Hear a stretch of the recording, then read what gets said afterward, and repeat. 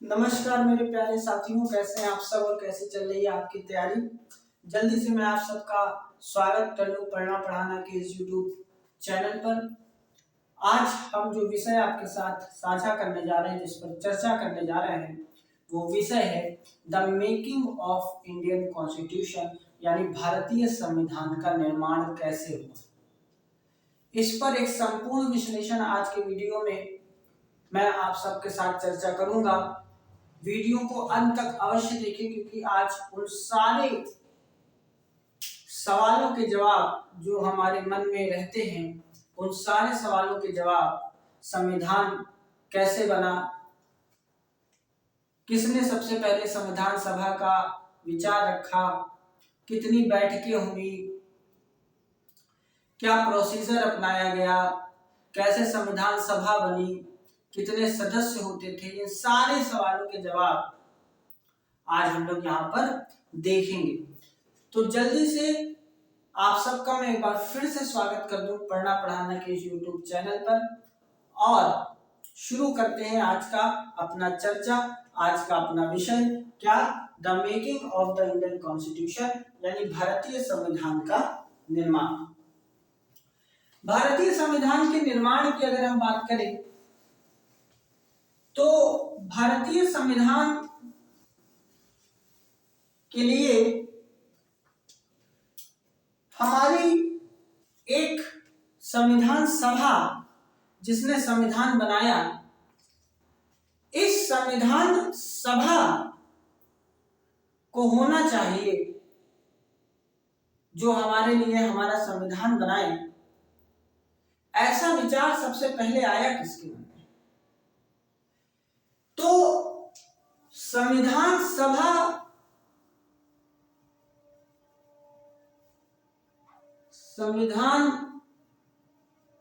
सभा का सबसे पहले विचार 1934 में किसी को आता है, तो वो व्यक्ति हैं हमारे यहाँ M N Roy. M N Roy वो व्यक्ति हैं जिन्होंने सबसे पहले ये विचार रखा कि हमारे यहाँ एक संविधान सभा होनी चाहिए जो संविधान का निर्माण करे। जब 1934 में एम एन रॉय ने ये विचार किया, तो इस समय हमारे यहाँ है इंडियन नेशनल कांग्रेस। ये इंडियन नेशनल कांग्रेस 1935 में आधिकारिक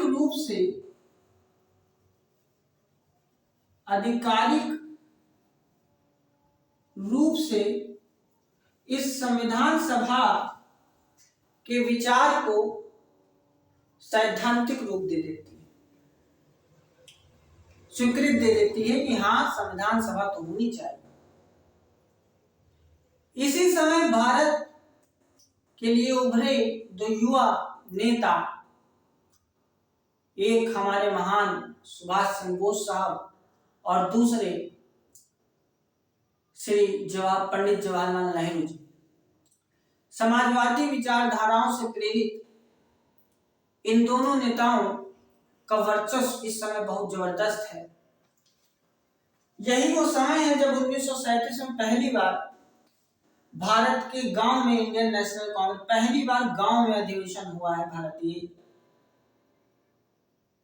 राष्ट्रीय कांग्रेस का। कौन सा गांव है वो? फैजपुर।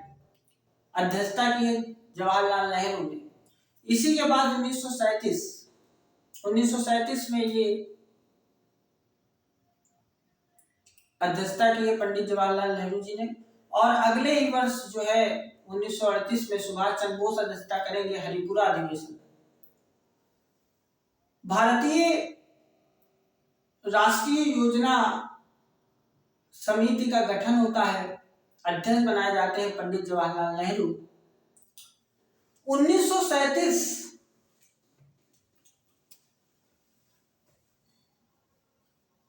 का ये साल जहां पंडित जवाहरलाल नेहरू पंडित जवाहरलाल नेहरू ये घोषित करते हैं क्या कि भारत के लिए संविधान का निर्माण व्यस्क मताधिकार पर चुनी गई एक संविधान सभा द्वारा किया जाएगा। पंडित जवाहरलाल नेहरू जब ऐसा घोषणा करते हैं कि स्वतंत्र भारत के लिए एक संविधान सभा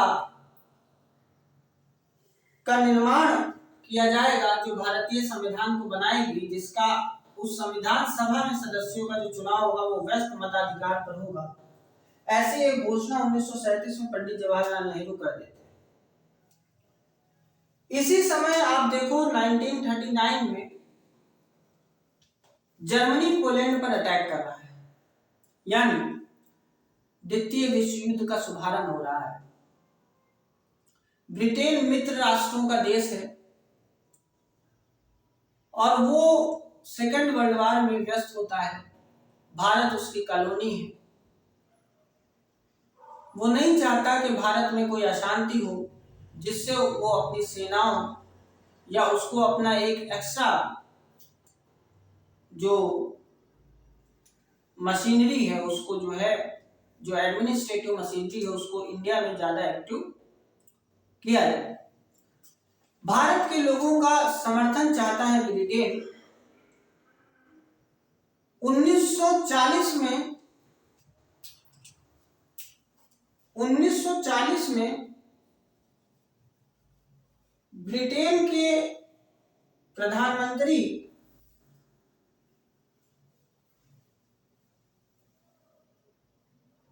या 1940 में चर्चिल वहां पर जो है प्रधानमंत्री, चर्चिल, यानी ये जो ब्रिटिश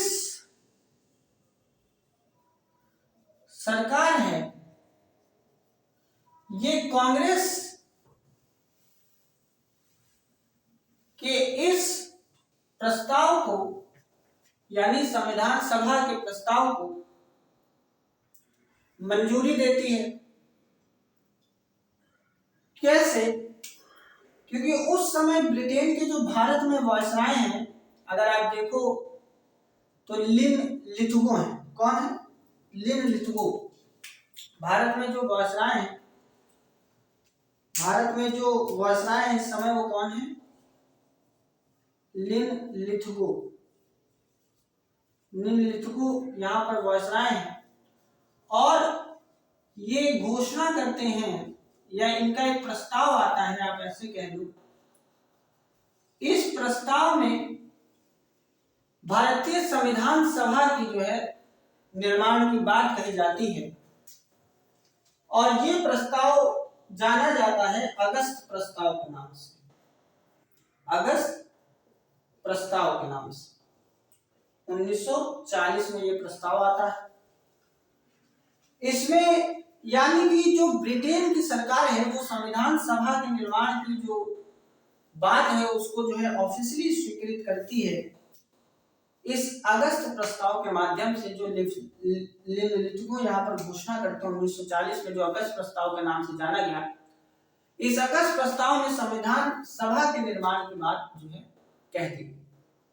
यानी ब्रिटेन ने कब स्वीकार किया कि हाँ भारत में एक संविधान सभा होनी चाहिए, तो वो सन है 1940 में। और इंडियन नेशनल कांग्रेस ने कब ऑफिशियली इसको सैद्धांतिक रूप दिया है? 1935 में। सबसे पहले विचार किसने रखा है संविधान सभा होनी चाहिए? एम एन रॉय ने कब? 1934 में। ठीक है, ऐसा एक प्रस्ताव आया कि भारत में एक संविधान सभा होनी चाहिए क्योंकि ब्रिटेन को चाहिए भारत का समर्थन सेकेंड वर्ल्ड वॉर के लिए। इसी कड़ी को आगे बढ़ाते हुए जो ब्रिटेन के प्रधानमंत्री हैं चर्चिल, ये एक मिशन भारत भेजते हैं। क्या भेजते हैं? एक मिशन भारत भेजते हैं। इसको मैं रफ कर दूं। ब्रिटेन के प्रधानमंत्री चर्चिल एक मिशन भारत भेजते हैं जिसका नाम होता है क्रिप्स मिशन। क्या नाम होता है? Cripps mission. Cripps mission Bharat भेजते हैं कब? 1942 में, 1932 में एक क्रिप्स मिशन भारत आता है। क्रिप्स मिशन तीन सदस्यीय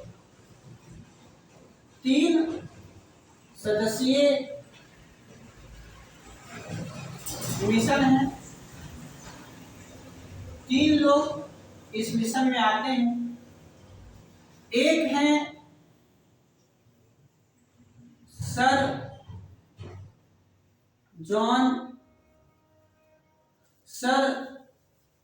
स्टीफन क्रिप्स, जो इसके अध्यक्ष के तौर पर है। एक है पैथिक लॉरेंस। कौन है? Pethick Lawrence. और एक है एबी अलेक्जेंडर।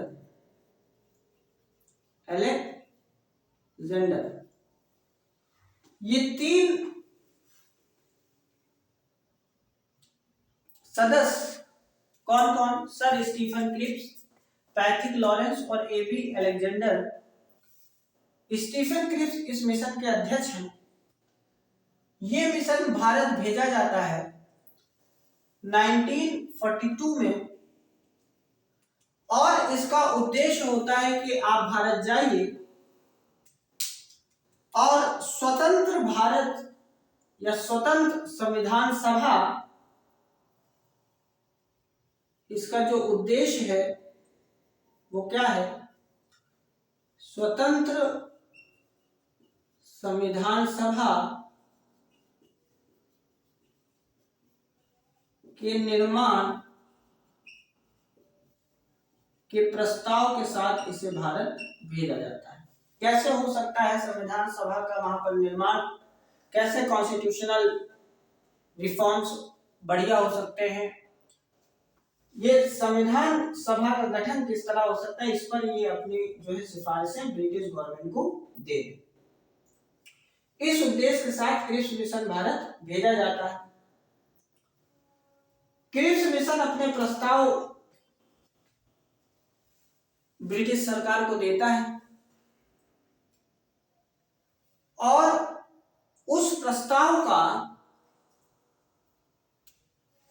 दोनों लोग यहां पर विरोध कर रहे हैं।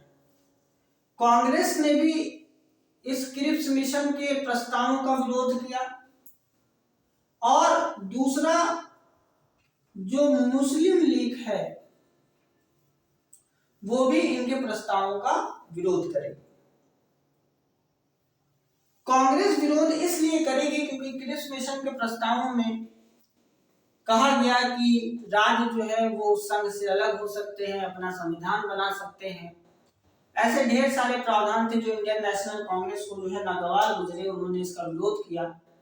अंत में मौलाना अब्दुल कलाम आजाद जी को इन्होंने जो है अपॉइंट किया और कहा कि क्रिप्स मिशन के प्रस्तावों का जो है आप अवलोकन करो, समीक्षा करो कि क्या है कैसे है। मुस्लिम लीग ने पूरी तरह जो है क्रिप्स मिशन के प्रस्तावों को ठुकरा दिया, क्योंकि इनको पाकिस्तान से कम कुछ चाहिए नहीं था, और पाकिस्तान यानी भारत विभाजन की बात क्रिप्स मिशन किसी भी तरह से कर नहीं रहा था। तो मुस्लिम लीग ने जो है पूरी तरह से ये क्रिप्स मिशन के प्रस्तावों को ठुकरा दिया। इस तरह क्रिप्स मिशन का जो रोल है वो यहीं पर खत्म होता है, क्योंकि क्रिप्स मिशन यहाँ पर फेल हो जाता है। और भारतीय इतिहास में भारत छोड़ो आंदोलन, वॉवेल योजना का ये सब समय चल रहा है, भारत छोड़ो यात्रा शुरू हो जाएगी, उधर वर्ल्ड वार चल रहा है, भारतीयों का समर्थन चाहिए ब्रिटेन को।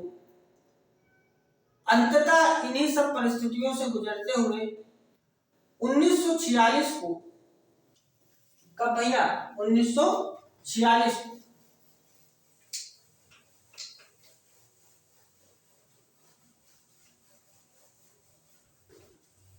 कब? 1946 फरवरी 1946 में एक कैबिनेट मिशन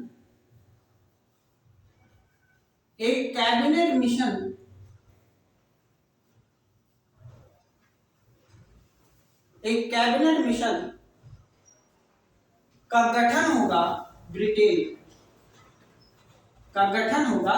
ब्रिटेन में। इस समय ब्रिटेन की प्रधानमंत्री हैं क्लीमेंट इटली। ये जो है कैबिनेट मिशन का गठन करेंगी ब्रिटेन में और इससे कहेंगे कि ठीक है आप भारत जाओ और देखो कि जो संविधान सभा का निर्माण है वो कैसे किया जा सकता है। इसके लिए जो भी जो है प्रस्ताव है वो हमें आप दीजिए। तो 26 मार्च 1946 को 26 मार्च 1946 को ये कैबिनेट मिशन दिल्ली पहुंचेगा। दिल्ली यानी भारत पहुंच जाएगा और मई 1946 में यह अपने प्रस्ताव प्रकाशित कर देगा। कौन? Cabinet mission. अच्छा, कैबिनेट मिशन भी कितने सदस्यीय मिशन है? तो 3 सदस्यीय मिशन है। यहां पर भी ये भी कितने सदस्यीय मिशन है? 3 सदस्यीय मिशन है। कितने लोग इसमें आए हैं? वही 3 लोग लाए हैं, पैट्रिक लॉरेंस है, अलेक्जेंडर है और स्टीफन क्रिप्स। यही 3 लोग हैं। इस बार सिर्फ अध्यक्ष कौन है? Patrick Lawrence. यानी कैबिनेट मिशन की अध्यक्षता किसको दी गई है? पैट्रिक लॉरेंस को। और क्रिप्स मिशन की अध्यक्षता किसने की थी? तो स्टीफन क्रिप्स ने की थी। ठीक है। अच्छा, पैट्रिक लॉरेंस की अध्यक्षता में कैबिनेट मिशन भारत आता है। फरवरी 1946 में जो है इटली का गठन करती है लंदन में। 26 मार्च को भारत पहुंचता है। मई में अपना प्रस्ताव प्रकाशित करता है। तो इसने पृथक संविधान सभा के निर्माण की बात को अस्वीकार किया, नहीं माना। कहीं से भी इसने समर्थन नहीं किया पृथक संविधान सभा के निर्माण की, जो मुस्लिम लीग चाह रही थी। हालांकि इसके कुछ पॉइंट्स ऐसे थे जिसने मुस्लिम लीग को काफी हद तक जो है संतुष्ट कर दिया था। क्या कर दिया था? संतुष्ट कर दिया था। मुस्लिम लीग को संतुष्ट कर दिया तो कैबिनेट मिशन की सिफारिशों पर हमारे यहाँ अंततः एक संविधान सभा का निर्माण होता है। सोचिए, यह वही संविधान सभा है जो हमारा संविधान का निर्माण करने जा रही है। क्या करने जा रही है? संविधान का निर्माण करने जा रही है। उस संविधान सभा का निर्माण किस मिशन की सिफारिश पर किया गया है? तो कैबिनेट मिशन की सिफारिश पर हुआ है। कब आया, कब गठन हुआ है? फरवरी 1946 में। 26 मार्च 1946 को दिल्ली पहुंचता है और मई 1946 में, अगर आप एग्जैक्ट डेट की बात करो तो लगभग ये 16 मई है। 16 मई 1946 को ये अपने प्रस्ताव प्रकाशित करता है और इसी के प्रस्तावों को आधार बना करके हमारे यहाँ संविधान सभा का निर्माण होता है। क्या होता है? संविधान सभा का निर्माण होता है। तो आओ फिर, हमारी संविधान सभा बन गई है। अब ये वही बनी नहीं, बनाने जा रहे हैं। कैसे बनी? संविधान सभा का गठन होता है। संविधान सभा का गठन होगा और ये गठन किसकी सिफारिश पर होगा? तो कैबिनेट मिशन के सिफारिश पर संविधान सभा का गठन। कैबिनेट मिशन के प्रस्तावों के अनुरूप संविधान सभा का गठन, यानी ये एक सभा होगी और इस सभा में जो कुल सदस्य संख्या होगी वो 389 होगी। यानी 389 लोगों से मिलकर के एक संविधान सभा बनेगी कैबिनेट मिशन की सिफारिश के आधार पर, और ये 389 लोगों में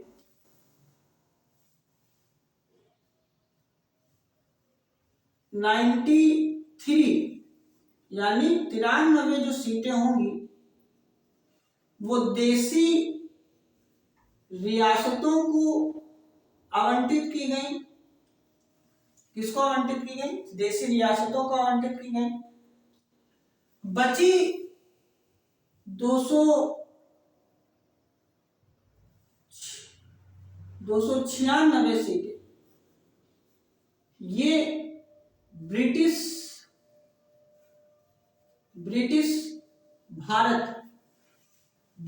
प्रांतों के लिए 296 सीटों का आवंटित की जाती है। तो संविधान सभा में जो कुल सदस्यों की संख्या होनी थी कैबिनेट मिशन के सिफारिशों के आधार पर वो कितनी थी? 389। यानी ये 389 लोग मिलकर के हमारे संविधान का निर्माण करने वाले थे, हालांकि ऐसा नहीं हुआ। और इन 389 में 296 सीटें ब्रिटिश भारत या ब्रिटिश प्रांत से थी और 93 सीटें देशी रियासतों को आवंटित की गई थी। अच्छा, इन 296 सीटों में जो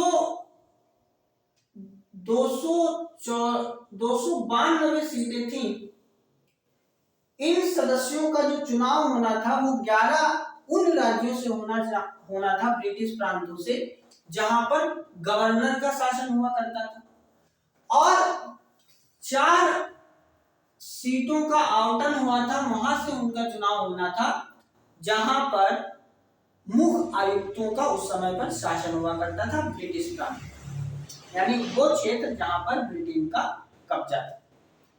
तो 4 का चुनाव होना है जहां पर मुख्य आयुक्तों का शासन है, गवर्नेंस है, और 292 का चुनाव होना है जहां पर गवर्नर का शासन है। जैसे इस समय आप देखो तो कुछ राज्यों में गवर्नर्स हैं और कुछ यूनियन टेरिटरीज हैं जहां पर एडमिनिस्ट्रेटर या लेफ्टिनेंट गवर्नर यानी उपराज्यपाल की सहायता से या प्रशासक की सहायता से वहां पर शासन चलता है। तो इसी तरह 4 सीटों आवंटित का चुनाव होना था जहां पर मुख्य आयुक्तों का जो है शासन चल रहा था, और 292 का चुनाव होना था जहां पर गवर्नर का शासन था ब्रिटिश प्रांत में। और इन 93 सीटों का जो चुनाव है बेसिकली इन रियासतों का जो प्रमुख होगा वो इन लोगों को जो है चुन करके भेजेगा। तो अगर आप दूसरे शब्दों में कहो तो इन 93 सीटों के लिए कोई चुनाव नहीं होना है, बल्कि रियासत का जो प्रमुख होगा वो अपने उस सदस्य को जो है मनोनीत कर देगा इस संविधान सभा में, ये वहां पर आ जाएंगे। तो इस तरह संविधान सभा के गठन की बात जो है सीटों का आवंटन होगा। अच्छा, संविधान सभा का गठन होगा कब? तो नवंबर 1946 में। कब? नवंबर 1946 में संविधान सभा का गठन। कब गठन होता है? नवंबर 1946 में। इस संविधान सभा में कुल सदस्यों की संख्या कितनी? 389 है। 296 सीटें ब्रिटिश प्रांत को और 93 सीटें देशी रियासतों को। 296 सीटों में 292 सीटें उन क्षेत्रों को आवंटित की गई जहां पर जिन 11 राज्यों में गवर्नर का शासन था, और 4 उन क्षेत्रों को दी गई सीटें जहां पर मुख्य आयुक्तों का शासन है। अच्छा, अब इनका चुनाव कैसे होगा? कैसे ये लोग चुनाव कर करके आएंगे? तो देखो यहां पर मुख्य रूप से जो सदस्यों का चुनाव है वो जनसंख्या क्षेत्रों की जनसंख्या के आधार पर इन सदस्यों को सीटें आवंटित की गई हैं, यानी सीटों का जो आवंटन है वो जनसंख्या के अनुपात में सीटों का आवंटन हुआ है। मुख्य रूप से मोटे तौर पर अगर आप देखोगे तो लगभग 10 लाख लोगों पर एक सीट है। 10 लाख लोगों पर एक सीट है मुख्य तौर पर। अच्छा, ब्रिटिश प्रांतों के लिए आवंटित जो सीटें हैं,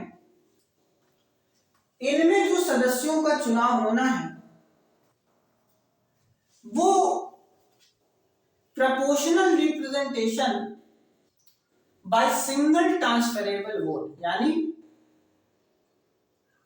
एकल मताधिकार के माध्यम से समानुपातिक प्रतिनिधित्व के माध्यम से, यानी जो तरीका होगा वो कैसा होगा, तरीका कैसा होगा, तो एकल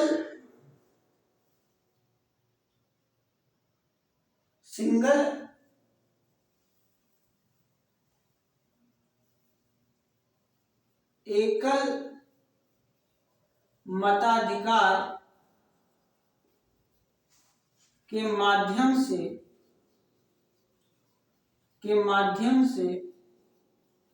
समानुपातिक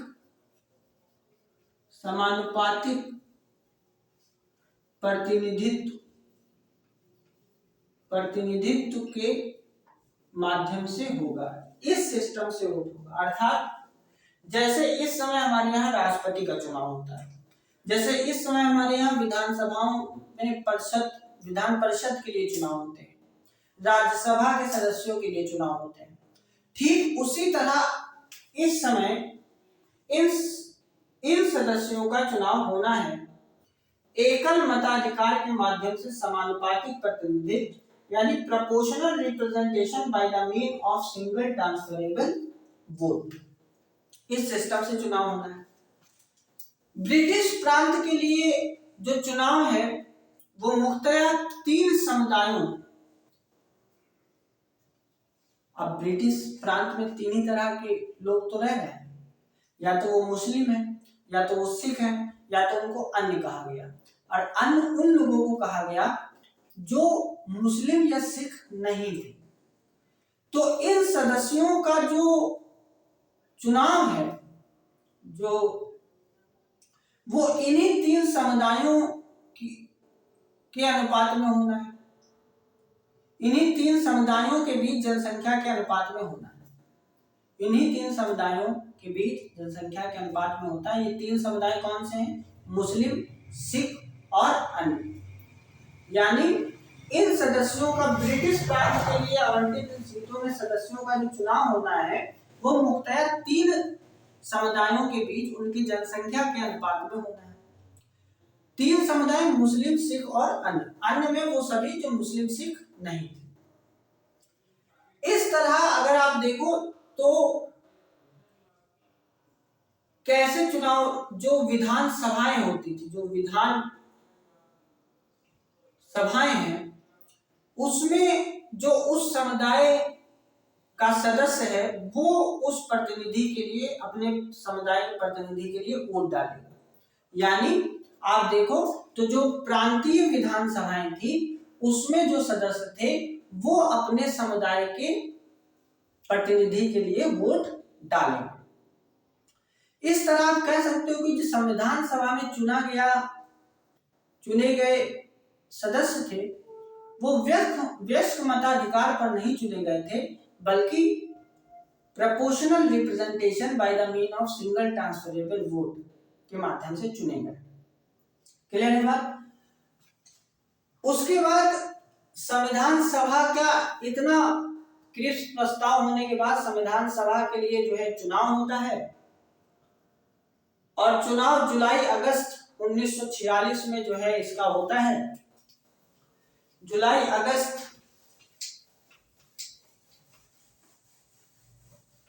1946 में संविधान सभा के लिए चुनाव होता है, सदस्यों के लिए, संविधान सभा के सदस्यों के लिए चुनाव होता है। चुनाव कब होगा? जुलाई अगस्त 1946। संविधान सभा में सदस्यों के चुनाव के लिए चुनाव कब हो रहा है? जुलाई अगस्त 1946। चुनाव के परिणाम आएंगे। चुनाव के क्या आएंगे? परिणाम आएंगे। परिणाम आएंगे तो 3 पार्टियां यहां पर हैं।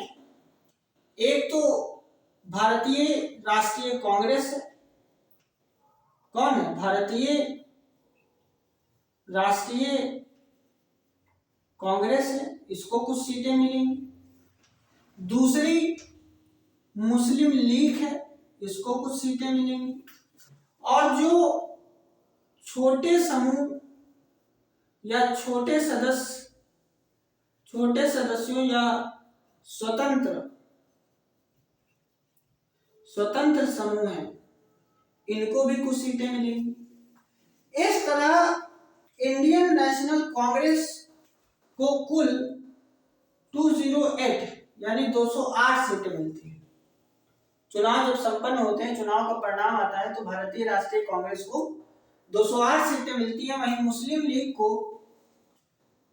73 सीटें मिलती हैं और छोटे या अन्य समूहों को लगभग 15 सीटें मिलती हैं।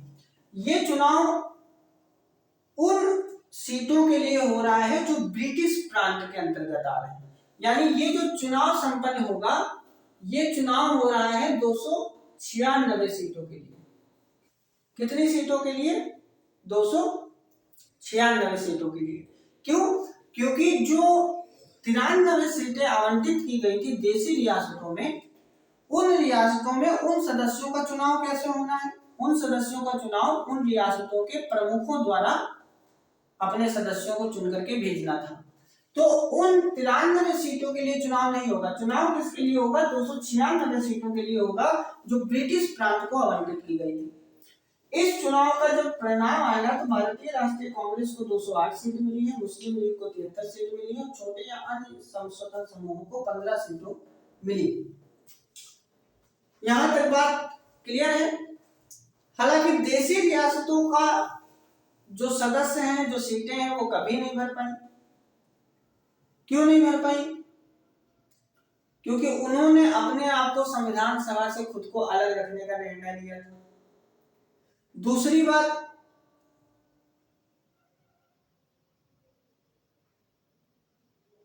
जो संविधान सभा का चुनाव है वो अनुपातिक प्रतिनिधित्व के माध्यम से हो रहा है।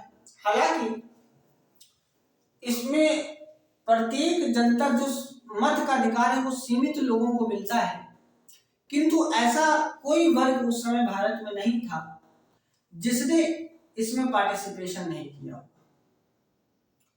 कोई भी ऐसा वर्ग नहीं उस समय, चाहे वो शेड्यूल कास्ट हो, चाहे वो महिलाएं हो, चाहे वो सिख हो, चाहे वो ईसाई हो, चाहे वो मुस्लिम हो, चाहे वो आम इंडियंस हो, सबने बढ़ चढ़ के यहाँ पर हिस्सा लिया है। आप यूं कह लो कि उस समय भारत की जो भी तमाम प्रमुख हस्तियां हैं वो सब इस में जो है हिस्सा ले रहे हैं। केवल 2 अपवाद हैं। कौन? एक है हमारे बापू महात्मा गांधी और दूसरे हैं मोहम्मद अली जिन्ना। इन 2 लोगों ने इसमें शामिल नहीं हुए।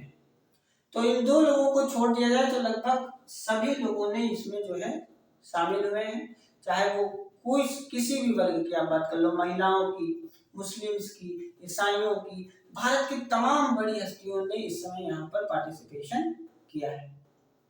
तो इस तरह हमारे यहाँ एक संविधान सभा का गठन नवंबर 1946 में होता है।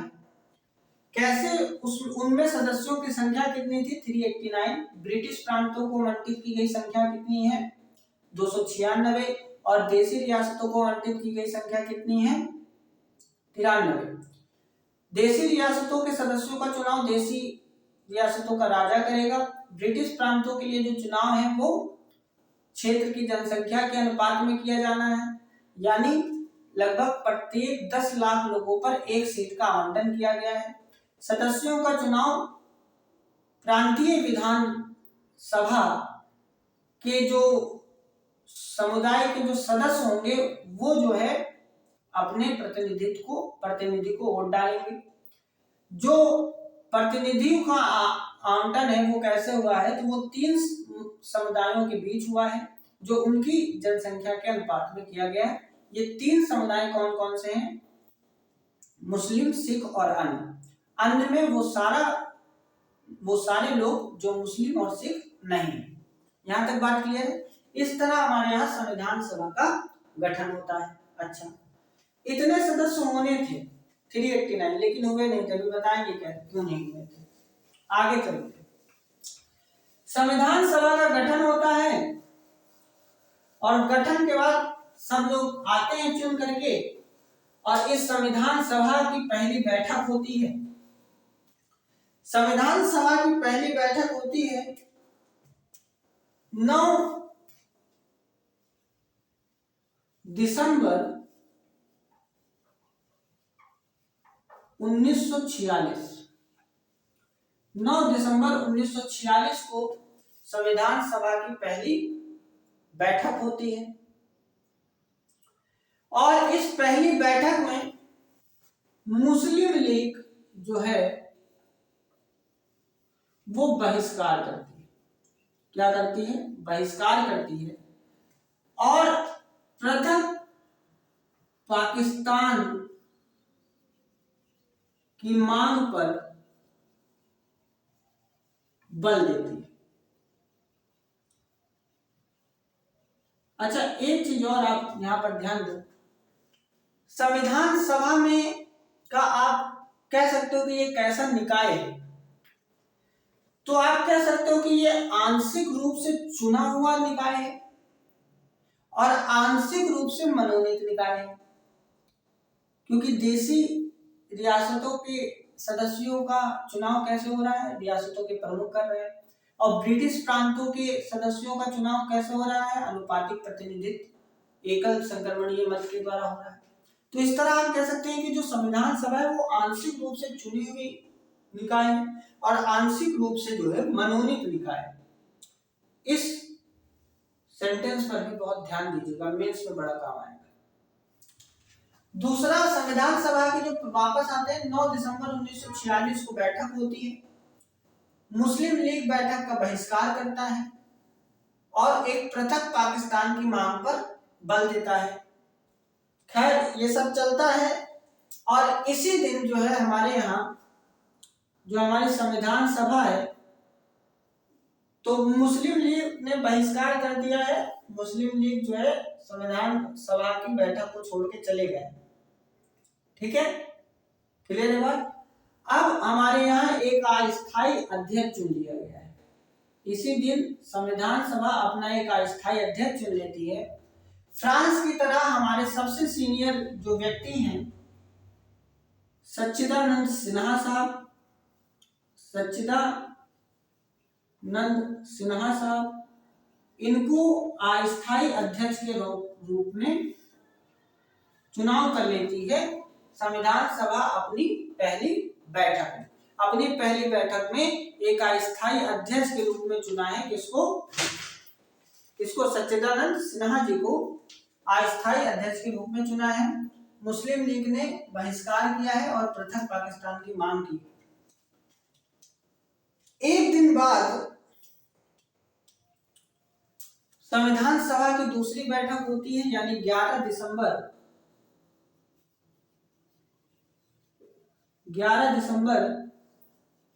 1946 को इस संविधान सभा की दूसरी बैठक होगी, और इस दूसरी बैठक में हम 3 काम करेंगे। एक तो अपना स्थायी अध्यक्ष चुनेंगे, दूसरा उपाध्यक्ष चुनेंगे, और तीसरा एक वैधानिक सलाहकार एक वैधानिक सलाहकार चुनेंगे। क्या चुनेंगे? एक तो हम स्थायी अध्यक्ष चुनेंगे, दूसरा उपाध्यक्ष चुनेंगे और तीसरा वैधानिक सलाहकार चुनेंगे। स्थायी अध्यक्ष के रूप में हम चुनते हैं डॉक्टर राजेंद्र प्रसाद जी को। उपाध्यक्ष के रूप में हम चुनते हैं HC मुखर्जी को और वैधानिक सलाहकार के रूप में हम चुनते हैं किसको? Sir BN Roy. किसको चुनते हैं? सर BN रॉय को चुनते हैं। BN रॉय को चुनते हैं। तो पहली मीटिंग में हमने अपना स्थायी अध्यक्ष चुना जो कि सच्चिदानंद सिन्हा साहब हैं। 11 दिसंबर को दूसरी बैठक होती है। एक दिन बाद स्थायी अध्यक्ष डॉक्टर राजेंद्र प्रसाद को चुना जाता है, उपाध्यक्ष HC मुखर्जी को चुना जाता है और वैधानिक सलाहकार सर BN रॉय को चुना जाता है। यहां तक बात क्लियर? संविधान सभा किस मिशन की सिफारिश पर गठित की गई है? कैबिनेट मिशन की सिफारिश पर गठित की गई है। कितनी सीटें होनी थी? 389 होनी थी। 296 ब्रिटिश प्रांत से और 93 आपकी देशी रियासतों से। कैसे सीटें आवंटित हुई, कैसे सदस्यों का चुनाव होना है, कौन लोग उसमें वोट डाल सकते हैं, ये सारी चर्चा हम पीछे कर चुके हैं। आप वीडियो को वापस करके देख सकते हैं। ठीक है। दूसरी, संविधान सभा का गठन होता है, चुनाव होते हैं जुलाई अगस्त में। उसके बाद परिणाम आते हैं। 208 सीट कांग्रेस को मिलती है। क्लियर है बात? 208 सीट किसको मिली है? कांग्रेस को मिली है। मुस्लिम लीग को कितनी सीटें मिली हैं? 73 सीटें मिली हैं और अन्य लोगों को 75 सीटें जो है यहाँ, सॉरी 15 सीटें यहाँ पर मिली। गठन होता है नवंबर 1946 में। पहली मीटिंग होती है 9 दिसंबर 1946 को। मुस्लिम लीग बहिष्कार करता है, पृथक पाकिस्तान की मांग पर बल देता है। हम लोग अपना स्थायी अध्यक्ष चुन लेते हैं किसको? सच्चिदानंद सिन्हा को। एक दिन के बाद दूसरी मीटिंग होती है 11 दिसंबर 1946 को।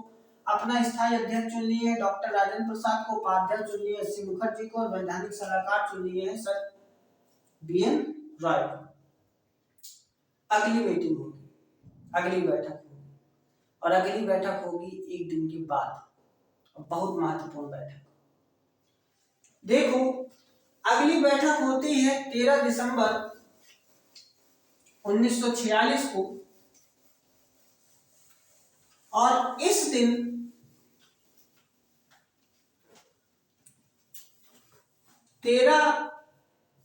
दिसंबर 1946 को संविधान सभा की तीसरी बैठक होती है और इस दिन पंडित जवाहरलाल नेहरू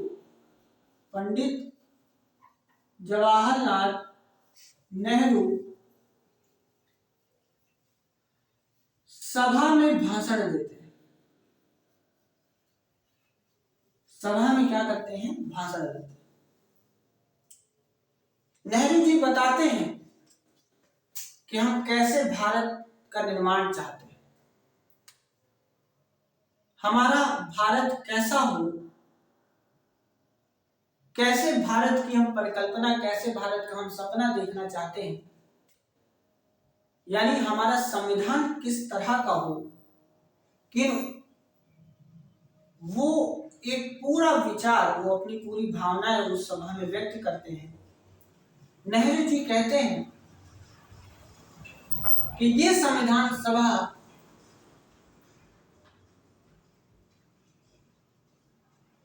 भारत को स्वतंत्र और संप्रभु घोषित करती है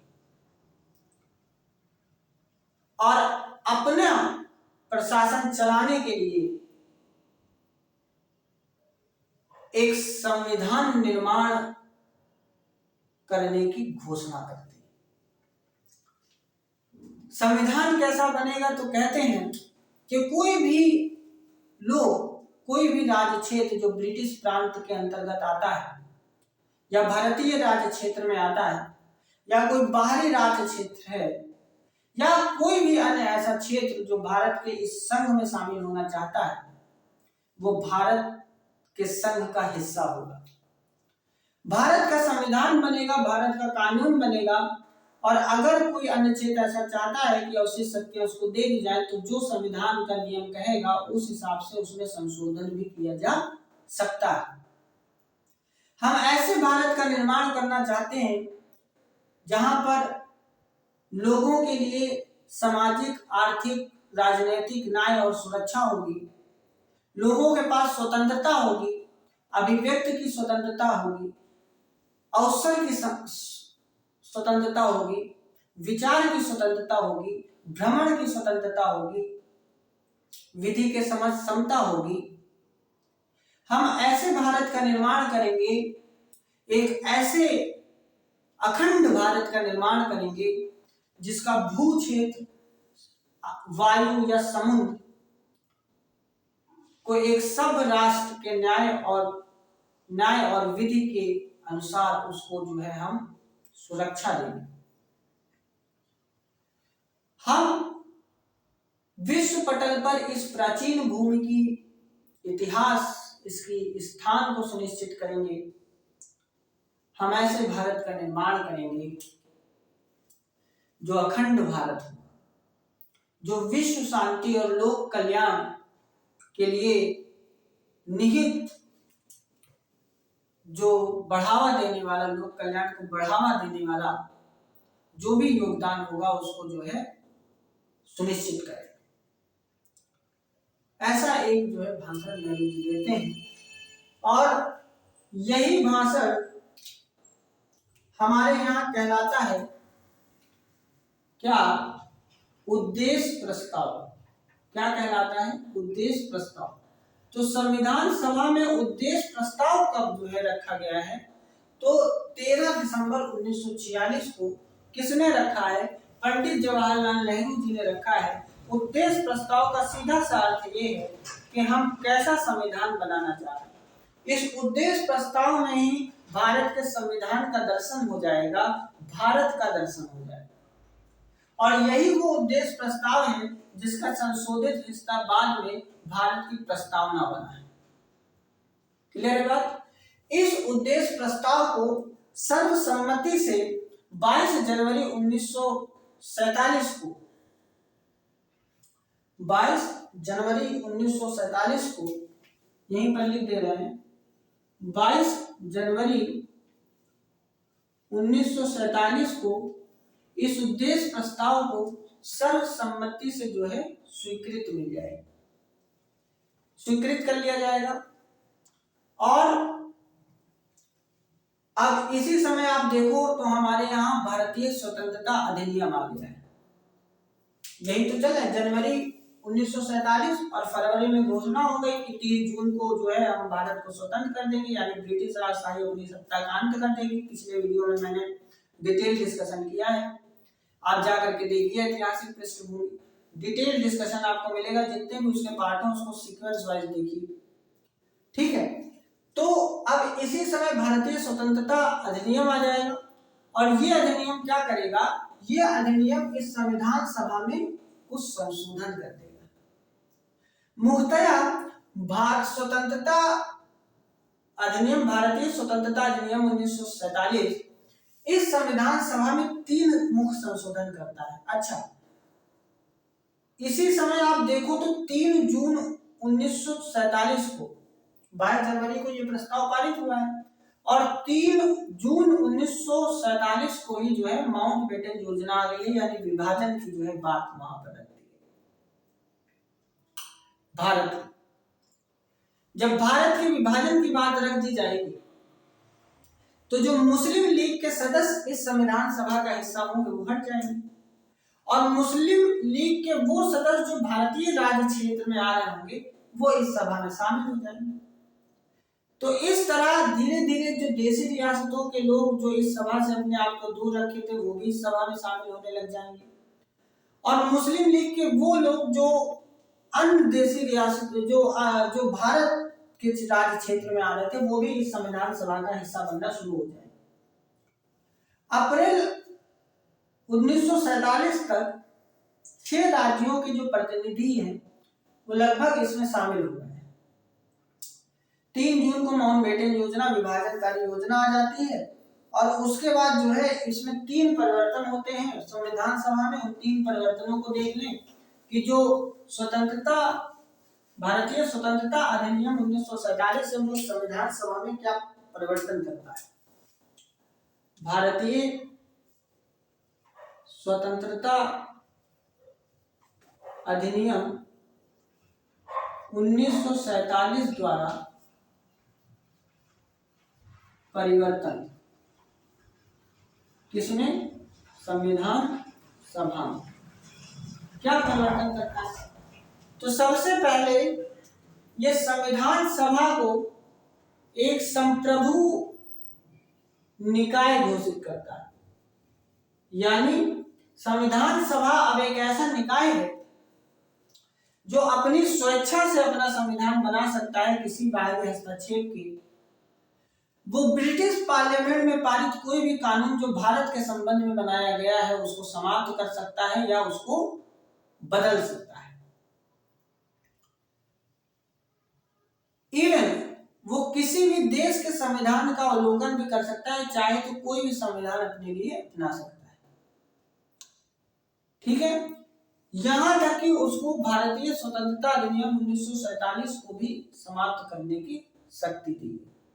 ठीक है, तो सबसे पहले कि संविधान सभा जो पहला परिवर्तन किया है वो क्या किया है, संविधान सभा को एक संप्रभु निकाय घोषित कर दिया। मतलब हम अपनी स्वेच्छा से अपना संविधान बना सकते हैं जो हम चाहते हैं। जो दूसरा और खास परिवर्तन यहां पर होता है वो संविधान सभा अब संविधान निर्माण के साथ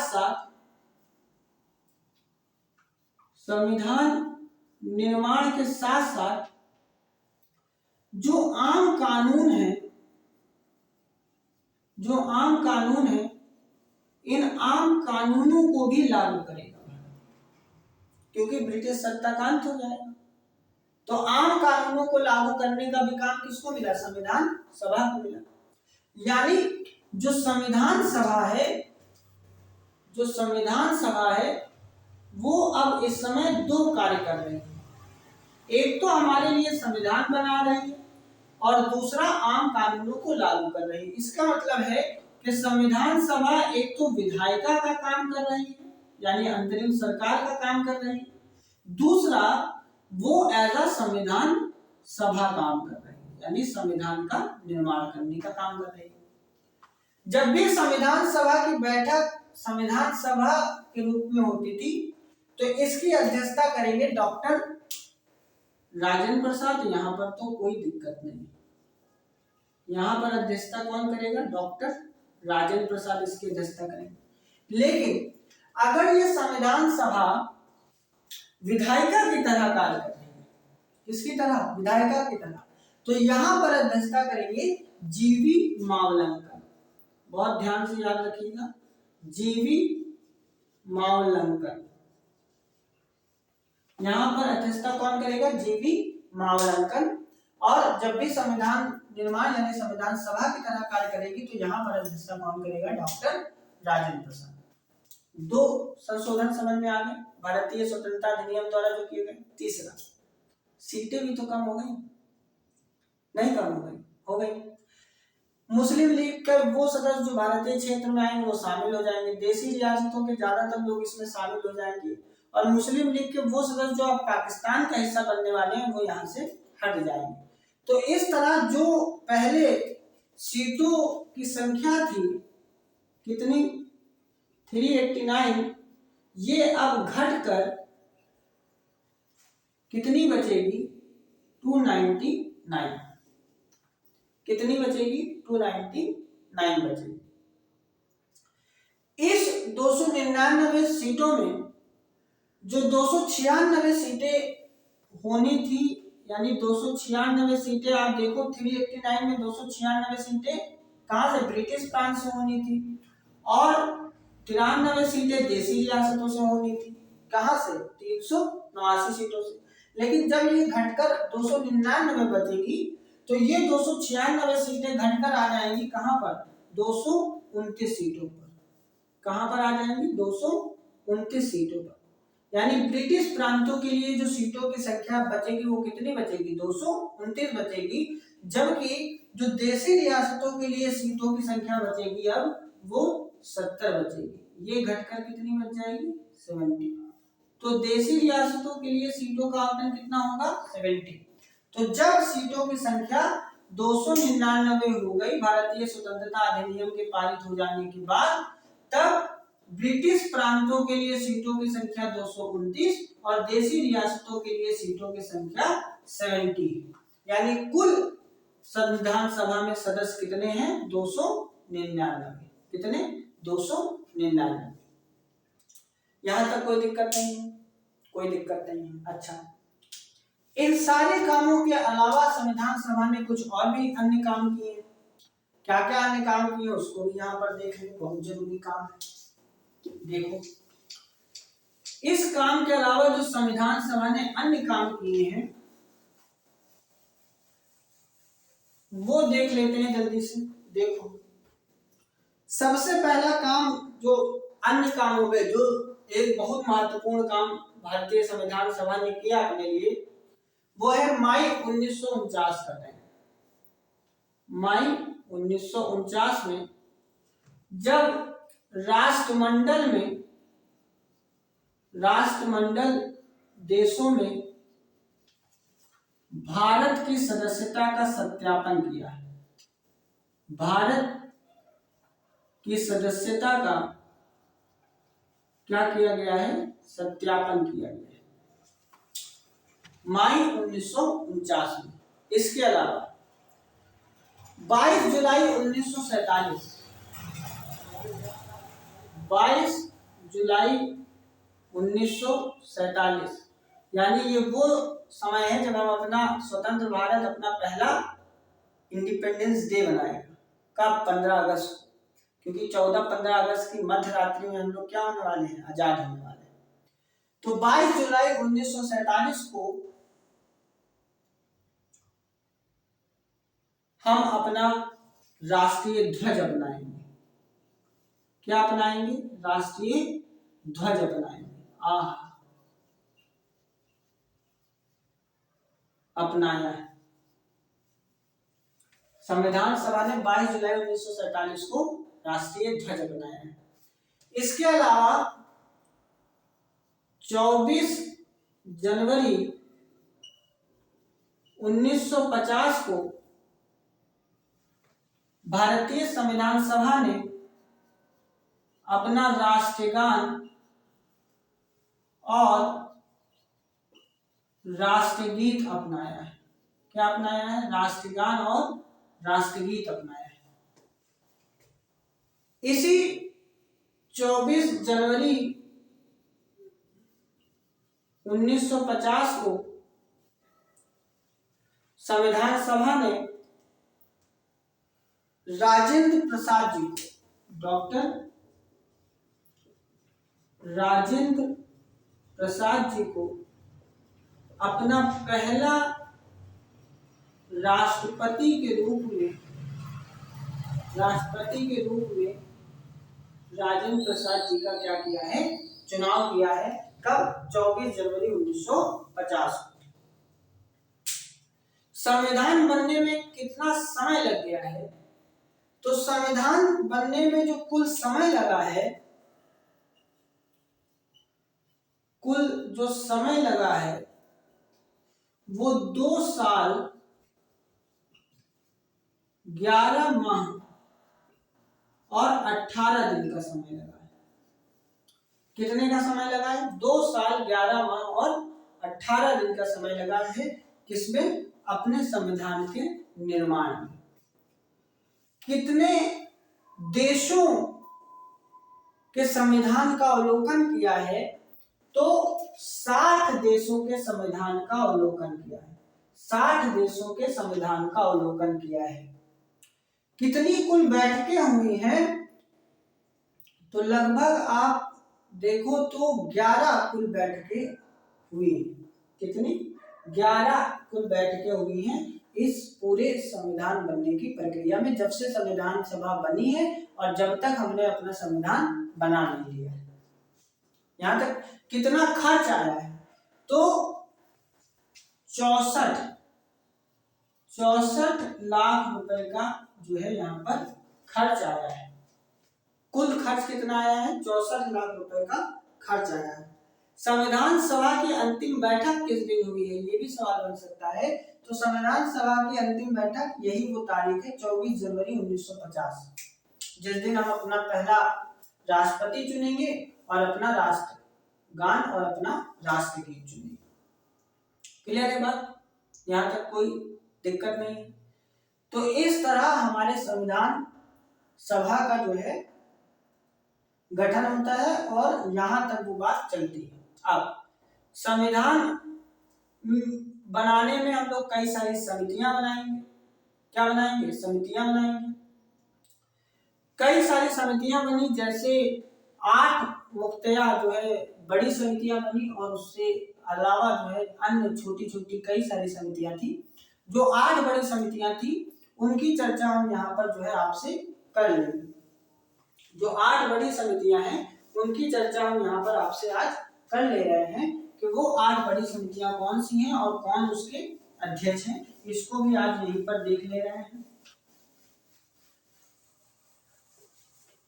चलो, तो सबसे पहले आप देखो तो जो समिति है, तो पहली समिति है संघ शक्ति समिति। यहीं पर जो है रख लीजिए, संघ शक्ति समिति। दूसरी, ये पहली, दूसरी संघीय संविधान समिति। संघीय संविधान समिति, ये वो समितियां हैं जो संविधान बनाने में जिनको कुछ कुछ काम दिया जाएगा कि आप ये काम करिए, आप ये काम करिए, आप ये इशू देखिए, आप ये इशू, तो वैसी समितियां। 8 बड़ी समितियां बनी और उसके अलावा अन्य कई सारी छोटी समितियां भी बनी। पहली समिति का नाम है संघ शक्ति समिति, दूसरी समिति संघीय संविधान समिति, तीसरी समिति आपकी कह लो प्रांतीय संविधान समिति, इसके अलावा जो अन्य समिति है वो है एक प्रारूप समिति। प्रारूप समिति, इसके अलावा जो एक समिति है उसको कहते हैं मौलिक अधिकार, मौलिक अधिकारों एवं अल्पसंख्यकों या अल्पसंख्यकों हेतु परामर्श समिति। परामर्श समिति, ओके, यहां तक बात करिए। इसके अलावा आप देखो तो एक प्रक्रिया नियम समिति है। प्रक्रिया नियम समिति है। इसके अलावा आप देखो पहली, दूसरी, तीसरी, चौथी, पांचवी, ये हो गई छठी, ये हो गई सातवीं। इसके अलावा आप देखो राज्यों के लिए समिति है, राज्यों के लिए समिति है। और एक समिति और है, कौन सी? संचालन समिति। एक समिति और है, कौन सी? संचालन समिति। तो ये 8 प्रमुख समिति हैं, इसको तुरंत आप लोग याद कर लीजिए। कौन सी? संघ शक्ति समिति, संघीय संविधान समिति, प्रांतीय संविधान समिति, प्रारूप समिति, मौलिक अधिकारों एवं अल्पसंख्यकों हेतु परामर्श समिति, प्रक्रिया नियम समिति, राज्यों के लिए समिति और संचालन समिति। जल्दी से देख लीजिए कि इनका अध्यक्ष कौन है। संघ शक्ति का अध्यक्ष है पंडित जवाहरलाल नेहरू। जहां पर संघ की बात आ जाए ज्यादातर कौन होगा? पंडित जवाहरलाल नेहरू जी हैं। संघीय संविधान समिति पंडित जवाहरलाल नेहरू जी हैं। पंडित जवाहरलाल नेहरू जी।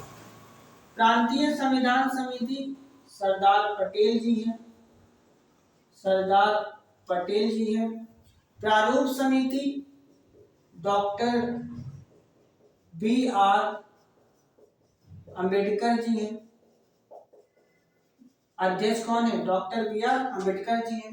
मौलिक अधिकारों एवं अल्पसंख्यकों हेतु परामर्श समिति अध्यक्ष कौन है? तो सरदार पटेल जी हैं, सरदार वल्लभ भाई पटेल जी हैं। प्रक्रिया नियम समिति की जो है, प्रक्रिया नियम समिति के अध्यक्ष कौन है?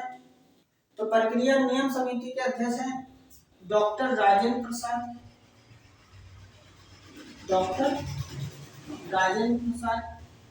राज्यों के लिए समिति के अध्यक्ष कौन है? तो पंडित जवाहरलाल नेहरू जी, जवाहरलाल नेहरू जी।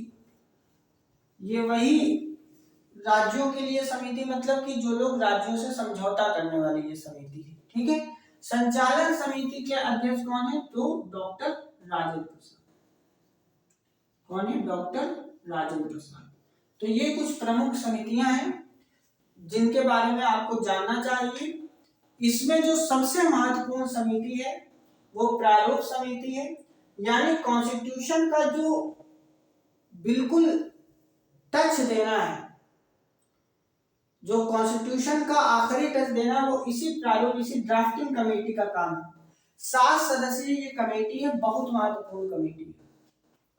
इसीलिए आप देखो कि हमारे संविधान के जो जनक के तौर पर जाने गए वो बाबा साहेब डॉक्टर भीमराव अंबेडकर जी जाने गए। बात समझ आ रही कि नहीं? मौलिक अधिकारों एवं अल्पसंख्यकों हेतु परामर्श समिति डॉक्टर सरदार पटेल इसके अध्यक्ष हैं। लेकिन एक चीज याद रखिएगा, ये समिति 2 भागों में, इस समिति की 2 उप समितियां भी होंगी। इस समिति की 2 उप समितियां होंगी हैं, यही बता दे रहे हैं। एक को मौलिक अधिकार उप समिति कह दिया गया है और दूसरी को अल्पसंख्यक उप समिति कह दिया गया है, अल्पसंख्यक परामर्श उप समिति, और एक मौलिक अधिकार उप समिति। जब भी मौलिक अधिकार उप समिति के अध्यक्ष पूछ ले तो कौन है? जल्दी से बता दो। मौलिक अधिकार तो जेपी कृपलानी। कौन है? जेपी कृपलानी। और अगर अल्पसंख्यक परामर्श उप समिति का अध्यक्ष पूछ ले कि कौन है, तो आप क्या बताओगे? एचसी मुखर्जी। कौन है? एचसी मुखर्जी।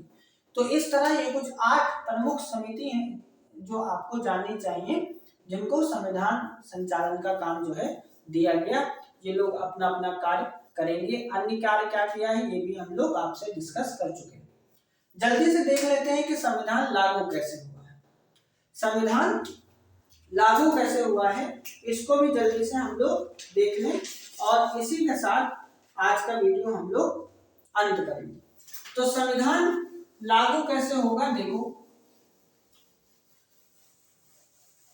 हमारे यहाँ संविधान लागू कैसे हुआ है इसको भी समझ लो। एक तारीख आप याद कर लो, 4 नवंबर 1948। 4 नवंबर 1948 ये वो तारीख है जब बाबा साहेब डॉक्टर भीमराव अंबेडकर जी संविधान सभा के सामने जो संविधान निचुड़ करके बन कर एक आएगा, उसका अंतिम प्रारूप जो है संविधान सभा के सामने रखेंगे। यानी संविधान सभा के सामने अंतिम प्रारूप इस दिन रखा जाएगा। जो कौन रखेगा? जो रखेगा डॉक्टर रखेंगे बाबा साहेब भीमराव अंबेडकर जी। ये वो दिन होगा जब संविधान सभा में संविधान पहली बार पढ़ा जाएगा। पहली बार पढ़ा जाएगा, इस दिन संविधान पहली बार पढ़ा जाएगा। इसके बाद एक तारीख और याद करिए, 15 नवंबर 1948। कौन सी? 15 नवंबर 1948। इस पर लगभग 5 दिन चर्चा चलती है। ये मीटिंग चलेगी आपकी 9 तारीख तक, 9 नवंबर तक, 9 नवंबर 1948 तक इस पर ये मीटिंग चलेगी, ये चर्चा चलेगी। 15 नवंबर 1948 को दूसरी बैठक होगी यहाँ पर, और इस बार संविधान सभा पर खंडवार चर्चा होगी। खंडवार चर्चा होगी, खंडवार चर्चा होगी। एक एक खंड पढ़ा जाएगा कि इस खंड में क्या है, इस खंड में क्या है, इस खंड में क्या है, इस खंड में क्या है, पढ़ करके जो है। और ये वाली बैठक चलेगी कब तक? लगभग 1949 तक चलती है। कब तक चलती है? 1949 तक चलती है। 17 अक्टूबर 1949 तक चलती है। कब तक चलती है? 17 अक्टूबर 1949 तक चलेगी।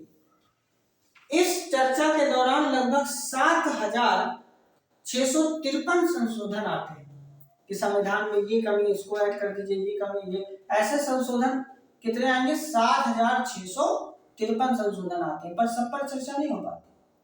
सिर्फ 2,473 संशोधनों पर ही चर्चा होती है। 2,473 2473 अमेंडमेंट्स पर ही जो है चर्चा चलती है। अगली बैठक 26 नवंबर 1949 को होती है। 26 नवंबर 1949 को होती है, और इस दिन बाबा साहेब भीमराव अंबेडकर जी अंतिम रूप से संविधान रखते हैं पढ़ने के लिए, और एक प्रस्ताव देते हैं, the constitution as settled by this assembly be passed.